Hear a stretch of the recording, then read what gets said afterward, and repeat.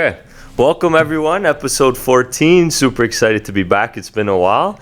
And super excited to have Andrew Perrie from Niagara. How are you, boss? I'm good, buddy. Thanks for having me. I appreciate thank you. it. I'm glad we got to do it. I've been watching you, for a little bit, and I'm like, where are they getting these fancy couches and chairs from? I'm like, where does this guy record? Yeah? This is great. It's a little low-key spot. Everybody gets Anytime surprised. You want to switch up the sets, Yeah. you got a special guest coming by, you get like a king chair or something. Yeah. That'd be awesome, honestly. Everyone says that something about changing up the set depending on if someone comes. It'd be a cool Well, idea. these look heavy, though. I don't know how much I want to move these. Yeah, they were a pain. I'll be honest, especially this marble. Is that a real marble? Yeah. Oh my god. Yeah, we were worried it was gonna crack too, so it was pain. Yeah. Awesome. So I guess we'll start a little bit background about you and what you've been doing and how you started in the real estate industry. Oh, man, yeah. Sorry. No, do your thing. I'm gonna put this on airplane mode. Yeah. So you know what?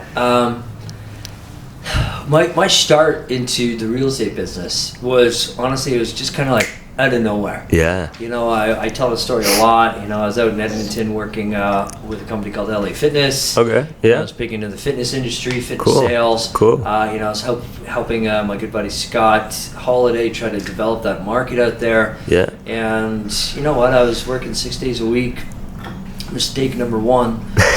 Working 6 days a week, 12 hours a day, thinking that in order to make the type of money that I wanted to, that was equal and or greater than what I was making at LA Fitness, real estate was going to provide that to me and at less hours. Yeah. And boy, was I wrong. In the first couple of months, I realized quickly that, although real estate does have the power to grant you the life that you want, you have to sacrifice your first few years in order to get there. For sure. So that's how it started. I was watching a lot of good friends of mine doing a lot of deals. And again, I say this all the time, no offense to them, but I felt like, hey, if they can do it, I can do it. For sure. And so that's kind of how, my son was 2 months old. Wow. My wife's Italian. Oh, yeah? So she was like, you want to quit your job that you're killing it at. Yeah. You got respect. You're moving up the ladder. You're clearing 120 plus bonuses. Taking that risk. At the time, 120, I was like, I'd never seen that type of money before. I told my dad about that type of money, and he was like, he finally showed me his pay stub. He's like, I'm making $100,000 too. And I look back on that, I'm like, man, if I'm not making $100K a month right now, it's like, what are we even doing? Exactly. But you know what? It was like I felt that, hey, if they can do it, I can do it. And like I said, Gabe was she fully supported me from the day that I decided. That's awesome. Like me, it's like the day I decide something is the day that I start putting systems in place to achieve it. For sure. You set your mind to it. Exactly. I just met this guy Nick Regina. Yeah. Who you know really well, and we've become close over the last couple of months, rather fast. Awesome. And I knew that if I made my decision to invest in Florida. We still have to make things come together, but even Gabe's like, what the hell are you doing? Yeah. And I'm like, hey, you know me. As soon as I get my mind decided on something, you're going for it full force. Yeah. Full force. And it's good to have a friend, and support system like Nick, because he's like, let's do it. However we need to make it happen, we're going to make it happen. Exactly. Sorry, long intro for why I started real estate. That's awesome. Bringing up Nick, but that's the best how way much to go. Of an impact he's had on my life in such a short period of time. No, for sure. So I can definitely relate to that too. So that's awesome. I guess we can go into more even your background about Niagara, because you're not close to the area. So let's talk a little bit how you started in Niagara. Did you grow up there, or was that just something you decided, this is my market, this is where I'm going to go? So I grew up in Innisfil, Ontario. So just south of Barrie. Yeah. And so how it all worked out was serendipitous. Okay. So my mentor, Scott Holiday, at the time, who was working at LA Fitness, he was down visiting in Niagara Falls. And this is when I'm still working at LA Fitness. He's there visiting with his wife, and they just go to this random restaurant, and they have an amazing waiter. Okay. Her name was Santana, and she did a fantastic job for them. That, maybe it's just how we're built in. When you find somebody great, when you have a good experience, You can't help yourself by like, hey, look, we're opening a club down here in Niagara Falls. You know, would you be interested in working for us? Oh, wow. So she came in for an interview.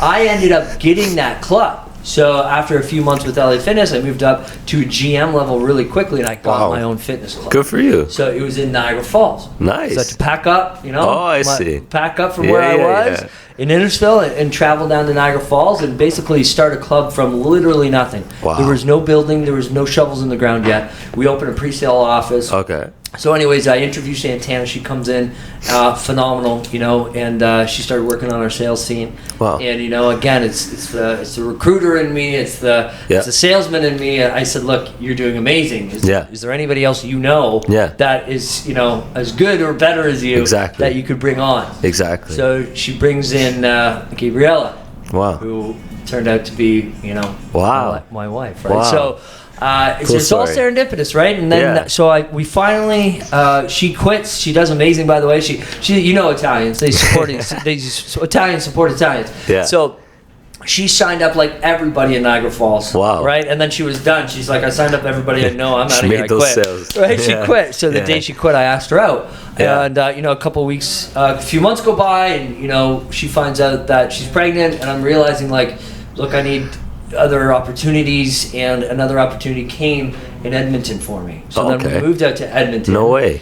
And then when it came time to say, okay, so where do I want to start my real estate career? Back home where my entire database is, and I'm safe and comfortable. Everybody's there, or in Niagara Falls. You know, my wife's grew up on a winery. Wow. And it's like, you think about that kind of stuff, and you go to the farm every Sunday for Sunday dinner. Yeah. You know, and me being a munja cake, as she would say, like we don't never family dinners wasn't that big. You know, my parents tried. Yeah. But you know, it's nothing that I was always more interested into going out with my buddies. You know. Yeah. So I loved the atmosphere, the family atmosphere, and everybody was together. And you know, my parents come down all the time. Awesome. God bless them. And it was just one of those no-brainers. I'm like, you know what? I know I'm going to have to start from scratch here, but I'm okay with that. So we chose Niagara. Yeah. That's awesome. I've been there now a total of over 10 years, but I've been in real estate now. This is my 7th year. Wow. 6th year. Yeah. Wow. Time flies. Oh, my God. I know. Especially, you know, I'm the type of guy that, like I said, when I make a decision, I put the processes right in place right away. For sure. We can get started. And what I've done in my first 6 years is just, you know, an incredible testament to you don't need a database. No. You just need hard work and just get out there banging on doors. Yeah, it's true. It's true. Try new things. Exactly, like this. Try new things. Exactly. And, you know, I even I write morning emails every morning, you know, between 5 and 6 a.m. to my teams. Wow. Because I run an office in Niagara Falls, Niagara on the Lake, as well as Muskoka. Okay. But I also have my team called the Fine Estates team. And so, in part of my morning message today, because you know a buddy of mine just recently passed away, and I had some time to reflect. Yeah, thanks, man. I appreciate it. And you know, I'm just going through everything, and I'm just realizing that look, everybody's wondering like, why is this guy? Even on my team, I see it in their eyes sometimes. I'm not stupid. What's he doing? What is this guy? What is he asking me to do? Okay. And why did he become so successful so fast? Yeah. When other people are in the industry 10, 20, 30 years. At a slower rate. It's procrastination is the silent killer. And I looked at, you know, my friend's life and others who have died young. And even, you know, my grandmother who passed away a couple of years ago. And I just remember thinking, like, what kind of regrets have they had? Yeah. Or what makes somebody want to take their own, like what is going on in their life? And what I've broken it down to is that everybody has these goals. Yeah. Everybody wants to chase the dream. Everybody wants these, you know, a house, you know, a good career, a good family, good lifestyle balance, right? Yeah. But nobody understands that it's the oh my gosh, what's her name? I'm gonna go crazy. But there's a 5-second rule. Oh yes, right. Yeah. So when you make that decision of something that you want, you have to put the steps in immediately. Yeah. Because procrastination is the silent killer. It is. My buddy, I know what he wanted to do in his life. Yeah. And he never did it. He kept putting it off. Yeah. And next thing you know, time flies, like you said. Yeah. So it's just an interesting concept, and I just randomly put that out there to the team yesterday morning. So. Oh, cool. Yeah, man. So it's true. No, it's true. I think even I'm a big believer too of like writing things down. Yes. You know. Yes. So this helps me, and I do a timestamp every morning. Okay. I stopped for the last 2 weeks. I do a timestamp every time I wake up. Okay. 3:46, 4:55. Yeah. Even if it's 7 o'clock, I'll be honest, I'm post 7 o'clock. Yeah. But I That's stopped fair. it. Okay. Just to see what would happen. I had so many people reach out to me and be like, hey, I just wanted to let you know those timestamps actually motivated me to get my ass out of bed. Wow. So it's about writing down. It's like I'm not consuming as soon as I wake up. I'm creating. Yeah. So I'm writing those things down. Yeah. But something that interesting happened. I haven't built it into my habits yet, but writing your gratitude down at the end of the night. Yes. Do you do that at the end of the night? Yeah. So I don't know if you're familiar. You ever see that? What's the book called? The 5-Minute Journal. You ever seen that? Heard of it. It's similar to what you're saying. So there's you talk about what you're grateful for. You talk a little bit about gratitude, and then you also write like a manifestation of what you want to do, something that you're manifesting in the future every day, something different. And there's a quote, and so you'll kind of go off whatever the quote is, and it give you kind of like a creative standpoint of what you're going to talk about that day. Okay. So you do it in the morning, and then you also do an ending at night. Because I'm not good at organizational tools. I really am not. Sure, me too. And we can get into this too because I mean I have an admin, I have a VP of sales, and a director of operations because I can't. It's too much in one plate. It's too much, and my mind is growing. Yeah. So Matt Campoli, I know he posts a lot of his goal journals. Yeah, that's the same My one. wife got me that. So maybe it's the same one then. That's it. It's like with the date on the top. Yes. And you put the date and then the quote. Yes. Yeah. So I used it for the first couple of days of the year, and I realized that I'm more of like a scrap paper kind of guy. Old school, right on the pub. Yeah. Because I don't want to look at it. True. I want to. It's gone. Yeah. It's out in the universe. It's great. And next I look day. at numbers and everying all day. Yeah. So this kind of stuff, I like to just get it off my chest. That's fair. And it's kind of like, I used to wear a suit every day. Yeah. But I don't wear suits anymore. Yeah. I wake up because I was like, it's called mental fatigue. Decision fatigue. When you wake up in the morning, you're like, what do I gotta wear? What do I want to wear? What do I want to wear? As a kid, I used to lay it out on the floor. Yeah. Right? And then, so now I just wear a t-shirt, jeans, maybe a blazer over top. Exactly. And it's kind of the same thing. It's like I want to get my goals, my decisions, my aspirations, and just kind of put it out there. Yeah. And then once it's out, it's off my chest, and whatever else is on my shoulders for that day can take over. That's a great way to look at it. I didn't think of it like that. That's cool. Honestly, everybody thinks when we get into these types of conversations. And, I've got a lot of really young entrepreneurs that follow me and ask questions, and I love chatting with them. And they're like, they'll ask me questions, and they're like, that is like ass backwards from how I learned. Yeah, it's so different from the traditional way that we're brought up. Right, but that's also the way that I was able to exponentially grow by thinking different. Exactly. You can't follow it. You can't. Exactly. It works. And again, but I am a big believer on whatever works for me might not work for you. Yeah, everyone's different. Their mindset, their mentality, how they're grown up. It might have a whole different, effect on them in the way they take it in. That's very true. I think even in real estate too, people, everyone's a success, makes their success in a different way, whether that's the way of their market or how they promote themselves and so forth, how they meet people. I agree. And it's a weird thing about our industry, and I don't fault anybody at all, it's a very repetitive industry. When a trend catches on, we beat it to death. Yeah, we beat it to kind of like this. The podcasts are different. The podcasts are different because if everybody has a different audience. True. And that's people very know fair. people. People I recognize that guy. Yeah. And then they want to know about it. Yeah. So I think podcasting's excluded. Okay. Maybe the certain clips when it was made to look like a podcast, but it's not a podcast. Yeah. I think those are kind of getting over and done. I love the value that people bring to them, but for me personally, it's like it's a little bit too repetitive. Even I got caught up. Like that's when I told you off camera when I bought the shirt. Yeah. The microphone, I'm like, you know what? I'm just going to have this thing set up and I'm going to go in and just spit some content. Yeah. And then I'm like going through my Instagram feed and I'm like, oh, that one's purple, this one's pink, this one's green. It's like, that one's pink again, that one's green. Oh my gosh. Purple. So I decided against it. And it has nothing to... No.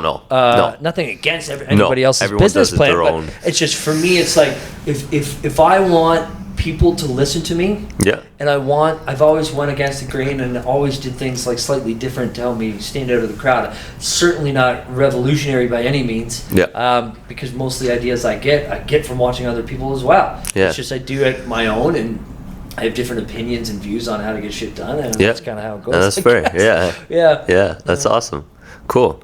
I mean, Andrew, let's go into more about the market of what you're in now. Let's talk a little bit about how fast it was for you, or maybe a challenge, let's say, that when you were dialing into a whole new market in Niagara, how that was for you. Yeah. So the challenge was, when I first started, it was like the first big boom. It was 2016, 2017. Okay. I started in December. Ooh. Yeah. So I started in December. I was just too excited. Yeah. I reinstated, or I got licensed in December, and I actually had to pay for the whole year behind me, and then in January I had to pay for the first quarter for the board dues. Oh, yeah. I was just so excited. Yeah. It was a mistake. I should have just joined in January. Yeah. But that market in January 2017, it was so fast. Yeah. Like, it's kind of similar to what we saw during COVID, where it's multiple offers, no conditions, et cetera, et cetera. So no buyer wanted to work with a brand new agent. Yeah. And it was very difficult to get clients. Because they were loyal to that agent? Well, no, it's because the market was moving so quickly that nobody wanted to take the risk of losing a house or selling it and maximizing on their top dollar. Yeah. However, anybody could have took a listing in that market and sold it, right? And I think we all know that now. Looking back. Exactly. Yeah. So, even a family member, there's no fault to them, but they decided not to use me. Mm-hmm. And it was a wake-up call, even though that, I know I had my ability. I could have done it, but I totally get it. I totally you understand it. So it was very difficult the first 3 months. Yeah. And then when I got my first client, which was a listing. Nice. It was like, I swear to God, it's like, it was the last listing that ever did multiple offers in that market. Really? So I sold it in the one night. We did an offer presentation and everything like that, and then it was dead. Wow. So you talk to anybody who's working in that market, it's very similar to what happened in last year in March or April. Yeah. So because they developed the stress test, so many different things. So many. Rates were changing. The wars. It was really friggin' wild. Yeah. It was crazy. So what happened was it just stopped and it was dead. Wow. So what I did, because it's a testament to what we've been talking about, is I bought a house. Okay. Haven't even getting that first commission check yet. Wow. Took that risk. You took that risk. Wow. So I bought a house. I gave myself a 6-month closing. Okay. I gave a $5,000 deposit, which is basically all I had. I had to take $1,000 out of my RRSPs, by the way. Yeah. Wow. So I knew I don't believe in plan Bs. I knew that I had to all in. make I got all in tattooed on my arm. Oh, no and way. I knew that I had to make something of myself, get clients, or else I was going to get sued for not closing on this property. Yeah. So to answer your question, how's the first few months? It was scary. I was reaching out to brokerages, just saying like, hey, can I work for you? Can I do this? Can we make a deal some way? Thank God they all said no. Yeah. Because had they have said yes, I would have stumped my growth. For sure. 100%. For sure. That's why when I would have limited it. Exactly. Yeah. So all last year I had people calling me all the time. Can I work for you? Can I work for you? Can I work for you? I'm like, why do you want to work for me? Yeah. Because I know these are licensed realtors. They're like, man, I'm having a really tough time right now. I'm like, well, what are you doing to change that? Yeah. Like, why are you not out there banging on doors? Do something different. Like, if you had, 48 hours to get one deal, or else they were repossessing your house, taking your family away, taking your car away. Yeah, all would you on be the able line. to find that deal? Oh, every single one of them said yes. For sure. So why aren't you going out there living every day that way? Same mentality. You have right? to. Yeah. Exactly. Yeah. So anyways, put my foot to the ground, door knocked, sat every open house for the next 6 months, 12 months, every Saturday and Sunday. I made some amazing collaborations with some amazing realtors, which at the time nobody was collaborating with realtors. Yeah. You didn't see Matt Foley and separate. Dave Hutch teaming up. You didn't see all these collaborators, even Amy Youngren at the time. Actually, yes, you did, because we collaborated together. Wow. So, you know, we did I invited her on my vlog. I did an interview with her. I believed in that from a very, very early stage of my career. All my brokers, at the big brand brokerage that I was with when I first started, it was like, what are you doing? Why are you interviewing people from other brokerages? I'm like, why am I not? Exactly. It's not competition. There was a RE/MAX agent who gave me her clients to watch while she was on vacation. Wow. And it was wild. Nice and she was local. I'm like, so why didn't you use anybody else? Like, because I know nobody else cares as much as you. Yeah. So I made these collaborations. I made the effort. Sure enough, I did 17 deals in my first year. Wow, and I closed probably 6 or 7 before we ended up closing. So I had money. Good for you. I was able to, furnish the house. Built that foundation. Exactly. Yeah. Exactly. Spent a shit ton on marketing. Yeah. As always. Of course. Yeah. That's awesome. Yeah. Thanks, man. No, that's cool to hear. So tell me, Andrew, when it comes to like the market of Niagara, because you've obviously grew up in Innisfil and you went there. Compared to other places, what would you say that makes it so different from everywhere else? So, number one, when I first started, like, your average house was $250,000. Yeah. When I got the Niagara Club, I was so happy at LA Fitness. And then I came across some emails and chat threads. Okay. Basically, all the top guys, all the GMs, all the salespeople. Yeah. Thank God I didn't get Niagara Falls. The armpit of Ontario is what they would say. Really? They're like, this is a shitty market. It's a depressed town. Wow. So this is what I'm going into, right? And hey, man, we struggled at LA Fitness. That's why my determination is so high in my own business. We had to hustle to get people in, man. Wow. We had a lot of family gyms, Italian run. Nobody really? to break their loyalness, no matter how good our gym was. It doesn't matter. Exactly. Yeah. So it's it was all in the follow-up. Yeah. Negotiating with a corporate brand. I'm like, there's no negotiating here. It's $30. I want to pay cash. It's $29.99. Okay, I'll pay for the whole year. You give me a discount. I'm like, no, that's not how it works. Yeah. It's a monthly membership. No contracts. Just cancel. Yeah. Anyways.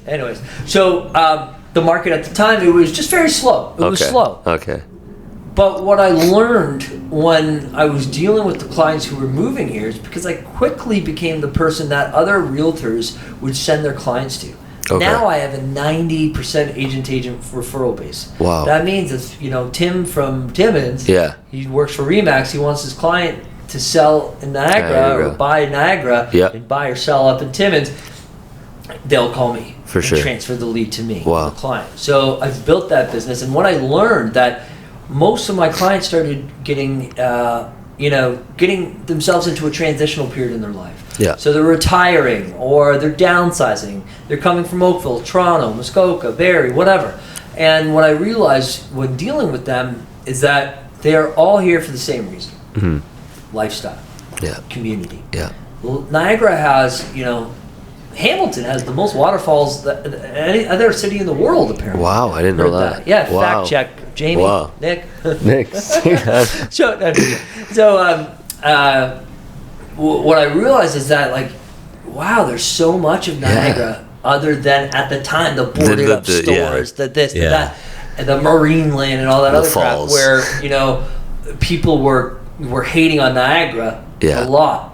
And then as I got into the smaller towns, a part of the communities, I realized how amazing that community is. Wow. And it's a community based around lifestyle, leisure, wine, culinary, cannabis now. Oh yeah, for sure. And trails.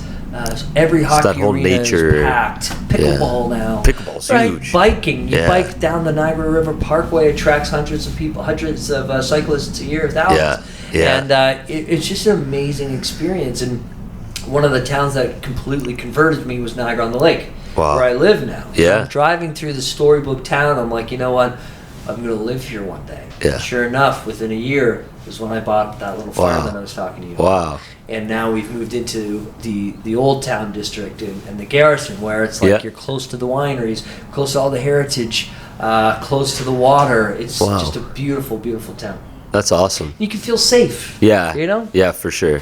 I think it's a really unique area too, because you're so close to the border, so you probably get a whole different side of people, a whole different clientele too coming in and out. Yeah, there's 4 million people that visit Niagara on the lake every year, and I think Jim Diodati said there's like something like 10 million plus that visit Niagara Falls every year. Wow. So wow, there's a lot of people. You get a lot of traction when it comes to the tourist area? In Niagara on the Lake, yes. Yeah. People who go to the Niagara Falls, they're just there for the falls. Just for the Clifton touring Hill, part, whatever. yeah. People that come to Niagara on the Lake, Yeah. all the time. You're Wow. like, hi, Andrew. I got your name from Google. I see you got a ton of reviews. I'm in Look at town that. for 2 weeks. Yeah. I get calls all the time. And I ask, Wow. where'd you find me? Google. I'm like, Google? Thank you. It takes Wow. and that's really hard to get It's ranked not on easy. Google. We're especially talking about without it any now. SEO. I don't do Yep. any SEO. Yeah, So yeah. it's all just for Reviews and stuff? Reviews and all that good stuff. So That's awesome. They'll call me and be like, hey, I'm here from Thursday to Sunday. I live in BC. I live in Florida, Wow. Arizona, New York. Can you show us some houses? Yeah. So that's when, guys, if you're listening to this and you want to know the key to success, always answer your damn phone. Don't Always. ever miss it. Never Don't miss miss that call, man. Even if it's unknown. Just even hanging up. I know, obviously, if you're busy, you hang up by clicking send text message. Hey, sorry, I can't talk Sorry, right can't now. talk, yeah. But if you really, even if you're walking in somewhere and you only got 2 minutes, pick up that phone, because that literally created a lot of my business. Wow. You don't know where people randomly get your phone number. No. Right? Referral or online. Exactly. Yeah. Exactly. So Yeah. that is to answer your question more directly. All of those phone calls are usually from people who are out in Niagara on the Lake for the day, Wow. the weekend, or whatever. Wow. That's awesome. Yeah. Never thought about that. Wow. Tourism towns are different. They can They they are. can destroy your career Or make it. or make it. Yeah, That's right. That's awesome. And so let's dive into a little bit of your advice, because now you've been in the market for a long time, 6-7 years, you're Yep. saying? That's awesome. So you have a good foundation of what works and what doesn't work, for sure. So if you're talking to someone new, okay, going into Niagara, what's your first advice you give them as an agent? Oh, this is easy. Excuse me. So, and is this if they don't have a database or? For sure, yeah. Like Yeah. how you started, no database, new market. They never Yeah. went into it. First thing I would do is I would start building connections with agents outside of your market. Oh, okay. So I would start marketing outside of your market, and the reason why is because the people who live there locally, Yeah. they don't see your face on billboards. They don't No. see your face on for sale signs and other people's lawns. Yeah. They don't know, like, or trust you. For sure. So they're not going to call you. Yep.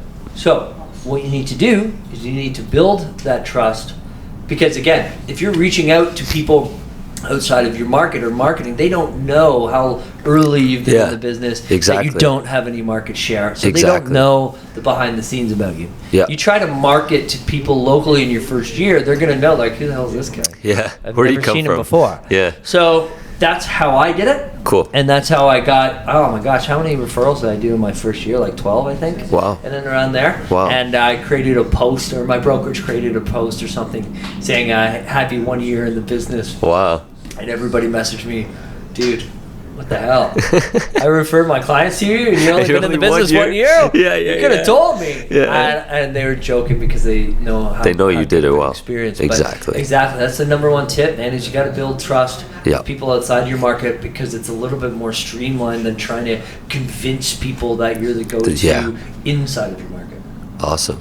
That's a cool way to look at it. Outside. Yeah, exactly. And another thing too is, like, don't spend all your time trying to, research what the best CRM is. Yeah. Research all this technology. The Get yourself marketing into Yeah. online leads. It's just too competitive, and you waste a lot of time. For sure. For sure. Real estate is a relationship-based business. For sure. And doing things like trying to cold call people and all that stuff. Like, Yeah. get in person. Yeah. Start events. Go Yep. door knocking. Yep. Go to charity events. Just meet people. Yeah. That's I it. remember I saw it on a podcast, I think from one in the area recently. Someone goes like, if we ourselves, regardless of being an agent or not, right? Yeah. When we get these cold calls of, like, air duct cleaning and so forth, like, we don't want to answer it. So what makes it the sense that even in real estate, when Exactly. someone calls, that they're going to want to answer that? There's literally no difference. Yeah, there isn't. You might magically strike somebody who's right in the process. Yeah. And again, I know there's people from, probably Keller Williams and EXP right now that are saying, Andrew, You got it all wrong, man. Yeah. We make thousands of calls a day. Well, it for sure works, but that's the point. You make thousands of calls a day. Yeah. But we're for a very small conversion rate. Yeah. So where would your time better be spent? For sure. That's out meeting a more efficient way. And again, it doesn't mean that you're trying to. I'm not a big I'm gonna meet you and try to convert you. Yeah. I'm a long game play. Long term. And I know that I got in the business to stay in the business for decades. Yeah. So whether you buy now or 20 years from now, it doesn't matter. I'm gonna treat you the same. That's awesome. Yeah. Great way to look at it. It's cool. Thanks, buddy. So, Andrew, I know you have your own podcast. Yeah. You do with the Fine Estates team. Yes. So, how's that been going? Let's talk a little bit about that. It's been good. I started my podcast ventures back in the day before I got my license. Oh, really? It wasn't even a podcast. It was I knew I wanted to interview business people and CEOs. Cool. Because real estate, even from the very beginning to me, was never about sales or service. Yeah. And I don't mean how good we service clients. What I mean is the actual process of providing service. Yeah. It was always a business and running it as a business. Yeah. So that's why I didn't interview too many realtors at the beginning. I wanted to interview business owners. Like, how do I approach this? So anyways, cool. What I would do is I'd come, take them out for lunch. Nice. And I'd record the conversation while I was writing notes. So I was writing a blog post on LinkedIn about it and then releasing the audio. Cool. Because this is like podcasts, Joe Rogan had a podcast. Yeah. That was really a few people had podcasts, but I didn't. Big. I'm like, the podcast was just an app on my phone that I never opened. On Apple, yeah. And then I started a show called The Daily Reel, which was on the TCN network, Toronto Caribbean Network. I'm pretty sure I was the only white guy on the channel. But Grant Brown and they had an amazing. They still have it. It's a really good media company that they have there. Do a lot of charity and events in Brampton and Mississauga and all that stuff. And they put me on their network as one of their hosts. Yeah. And I'd come here every Tuesday, film an episode. It was fantastic. Wow. Got airplay. That's cool. It was fun. And then I transitioned to that Fine Life podcast back in September. Okay. Where we have a studio in St. Catharines. Yeah. Our guests have been getting bigger and bigger and bigger. It started with the producer. Yeah. I'm like, let's do this podcast. Yeah. I'm like, let's just get you on the podcast. Yeah. So it was Sam Neely, the producer. Yeah. And we just, shot the shit for an hour. And then I was like, okay, good. I like the feel of it. I like the way it looks.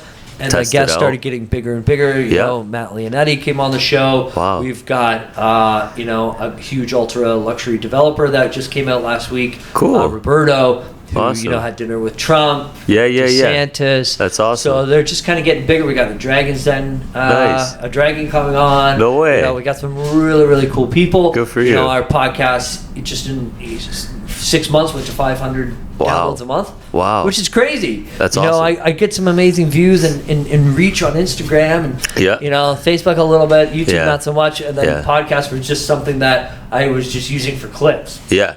So it's really cool to see the podcast actually gaining some steam. It is. It's true. Yeah. It's awesome. Even with us, it was like just seeing it after the growth. Like we just started not too long ago too. Yeah. And just seeing like that small growth state by state, slowly. It's awesome feeling like, wow, like, okay, people are actually watching it. Absolutely. Cool. Yeah. Absolutely. And there's there's too many podcasts that, stick with the same questions or they, like this. Okay, we might have a guideline of what we want to talk about, but it's always organic. Exactly. And it's the ones that kind of stick to that same script, and it's you can tell it's repetitive. Exactly. Yeah.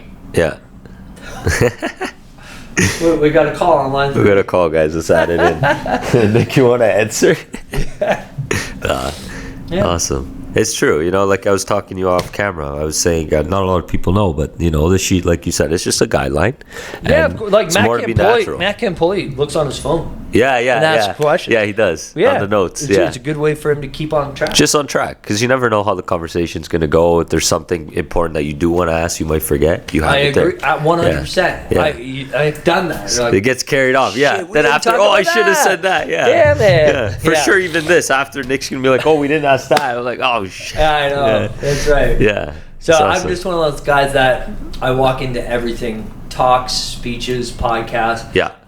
And I just the only thing I prepare for is listening presentation. That's really it. Yeah. That's awesome. That's a cool way to think of it. So, Andrew, with being in the real estate industry now, what is your next, let's say, manifestation, your next goal for yourself in the industry that you think you have playing up? Well, it's another office. We have our eyes on a couple of different markets. Cool. And I think for me is, I'm not really working with buyers anymore unless it's a special client. Yeah. My sellers, they know that now that I have a team, they're not just getting me, they're getting the whole team. Yeah. So I go to the listing presentation with my VP of sales, yeah. and then they kind of take over from all the back end stuff. Okay. Right? I'm still chatting with the sellers on a weekly basis, but that's freeing up my time to focus on the growth of the company. For sure. So now I'm looking at more offices. Awesome. Flying to Florida, check out the market there. It's gonna be a cool market. A few weeks, and just see if there's anything that we can provide value to our already loyal clients that move down there and start slow and see how that goes. But also, I really love those types of markets that waterfronts of Muskokas, the Port Dovers, the Grand Bends, like all these different tourism areas. Yes, that's I love those towns because it's a great market to showcase. For sure, little towns and what they bring. Yeah, exactly. Rather than just a bit of a niche area that's so similar to Mississauga, Brampton, Vaughan, Toronto. Exactly. It's very similar. Exactly. Yeah. We want to hit that 250, 300 mil in 1 year goal. Awesome. Last year was over 100. Cool. This year we're actually I don't know if I want to say this because I don't want the other two in front of me to pick up more steam. But we're number 3. Wow. Out of all agents in Niagara right now. Wow. And so we're looking forward to take that number 1 spot. For sure. And I don't see why you wouldn't. So that's my 12-month goal, is to get to that number 1 spot. Yeah. 5 years is at least to have 2 more offices. Nice. And ideally, help the brokerage itself, because I'm a director with Revel as well. Yeah. Get out of Ontario and start expanding their reach in other provinces and states. Nice. International view. That's cool. Buddy. That's awesome. What it's all about, man. It's got to be a global power. Yes. Global network. Yeah, for sure. Definitely bring your branding and everything to a whole nother level too. That's right. Yeah, absolutely. That's awesome. Again, you never know where clients come from, right? Yeah. It's good to be, and it's not like, look, I got boots on the ground locally in all my offices.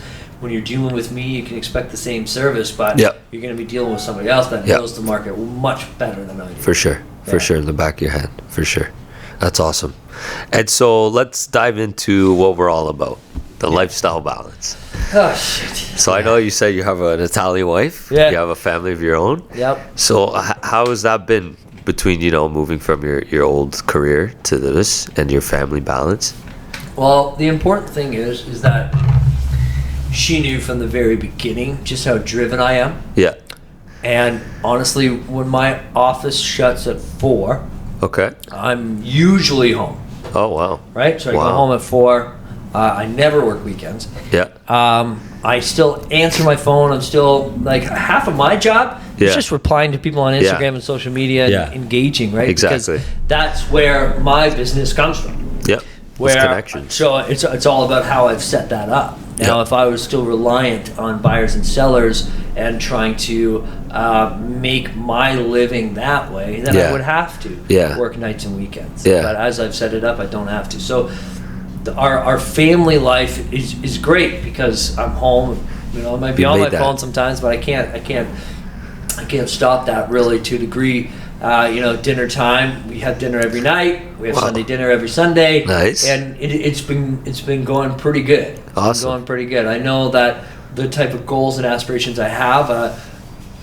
There's got to be these stints where I can't make those. There's going to be some dinners. sacrifices. Exactly. Right. Yeah. So that's the problem. If you stick to certain things religiously, in my opinion, without any give, there's a lot of missed opportunities where. There's one thing that you can't, skip out on, and those are those workouts in the morning, and those are those goals that you're writing down every day.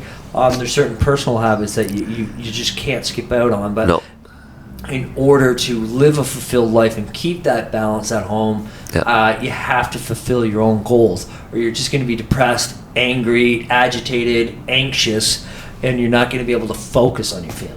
For sure. So when you have your whole life set up, you don't have to sit at the dinner table wondering, where's that next deal coming from? I got to call this person. And so I mean, with my ADHD, there's no way I can help that anyways, but to take a few things off the list helps me a lot. For sure. Feel you on that. Yeah, and I get to have some fun too. I go up to our cottage quite a bit and just relax, go fishing, go hunting. That's a peaceful way to go. Yeah, exactly. Yeah. Although I am going up Friday and installing Starlink, so. I guess we're bringing work to the cottage a little bit. It never ends. It never ends. Because the worst is I don't have data. Oh. But I just a little enough. So if I keep my phone on, I can still receive the odd text message. Yeah. But I can't send it out. So that you just stresses me out. That's driving you nuts. No. So I either turn off my phone completely, or I can only stay but I can only stay for a couple of days. Wow. Because I can't. No, it's once you have it on your mind. Exactly. Yeah. I mean, our team has on average 20 listings at any given time. Wow. And we owe it to our sellers to be able to. You can't just take off for a vacation every other week. No. Every month you're away for a week. It just doesn't work like that way. I like to be accessible, and if I'm in another country, it's easy because I got cell service. But if I'm up in Perry Sound, I can't even answer my clients' questions or my team's questions, which are important. Wow. Well, I'm sure it gives you some time to also, for yourself, to think about things on your own. Like when you see those calls come in, you kind of have a time to process it before making a quick response like we usually would during the week type of thing. Right, absolutely. Yeah. So that's a cool way to do. But my downfall is that my clients know I respond fast. Right away, so when they notice exactly, they're like, Andrew, are you ignoring me? I'm like, are you okay? I've set a bad precedent for myself. Wow. Yeah. But cottage is a great time to just spread out. Get some time. And we've got a private lake. And we've got, no cottages. There's barely any time that you see somebody else there. Really? So there's 7 cottages on the entire lake.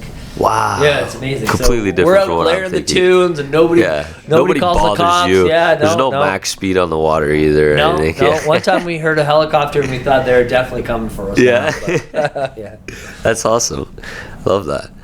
And so, what's your advice, Andrew, with your balance to somebody maybe young or maybe even at an older age who finds it troubling, a little bit harder to make that balance between their careers and their outside life? The thing with realtors that I've noticed from a very early point in my career is that they have a hard time investing in their business.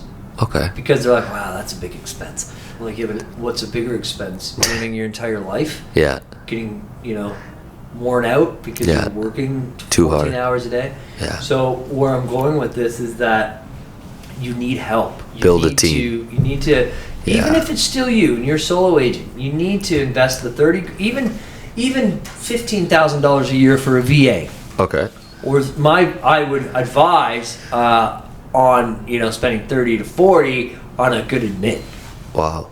Because if this admin can take the calls, do the paperwork, taking the paperwork, you have to be licensed. Taking the paperwork off your workload is massive, because you can move on to other things. More connections, more sales, Exactly. And if you are, busting your ass every day and you got no time for yourself and it's really affecting you personally through your mental health, through your family, as you got to make that investment in yourself, in your business. Don't think about it as $30,000 a year. No, you can't. Think about it as, go like this, 30,000 divided by 12. Yeah. Divided by 4. Yeah. And figure out what the weekly cost for this person is. For sure. And then that'll make you feel much more comfortable about putting that investment into your business. Because you'll be happy, you'll be healthy, and nothing's worse than, ruining this one life that we have on earth because of, some paycheck. Exactly. Or that mentality of DIY. I want to do everything myself. Yeah, it's not crazy. Easy. It's not easy. The excuses you get. My clients won't accept anybody other than me. Trust me, they will. When I started bringing Crystal, our VP of Sales, into our listing appointments and buyer appointments, they're like, I just knew right away how they were interacting, and now it's like a joke. They're like, Really? you don't even want to work with Andrew anyways. Don't worry about him. And the clients start joking around too. See, Andrew, Crystal's much better than you. Wow. It's just a joke, but it's a family-friendly joke. It was an eye opener that I'm like, wow, all the coaches were right. Yeah. Your clients actually don't give a shit about you. And I don't mean that, they don't care. They just want a good job. Properly serviced. They don't care who it is. To take over that You always think, hey, I'm going to call my clients. I don't know what they're going to think if I call them. I don't want to bug them. I'm like, look, trust me, the clients really, at the end of the day, some of them are your friends, some of them turn into lifelong friends. That's not what I'm talking about. What I'm talking about is who serves them and how the deal gets put together. They don't care, as long as it's as stress-free as possible, and as long as the job gets done and they make put the most amount of money in their pocket. Exactly. Yeah. That's so true. They get to hang out with me or call me anytime they want, and we have a big client party every year as well. That's cool. Yeah. Nice way to do it. Absolutely. Yeah. Awesome. And so I guess one of my final questions to you, Andrew, is if you could go back all the way to the beginning, what would you do differently?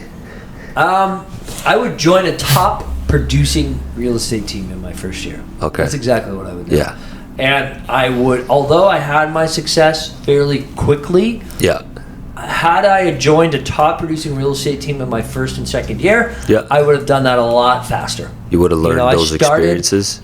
A team of all guys, actually, and now I have a team of all women. And wow, success. Wow. So, but it failed in 3 months, and I spent a lot of money, and I made an embarrassment out of myself, because the problem with me is I tell people my goals every day, and I talk about it every day. Yeah. And, at the beginning of your career, when nobody knows you and you're just like, I want to do this. Do this, like, okay. This. Yeah, sure. Because they roll your eyes. Exactly. Yeah. And when I started my team so fast and it failed, I felt like everybody was like, I told you, you can't do it. So had I went and joined, a top producing real estate team that's doing at least 100 deals a year, at least. Yeah. So do your research.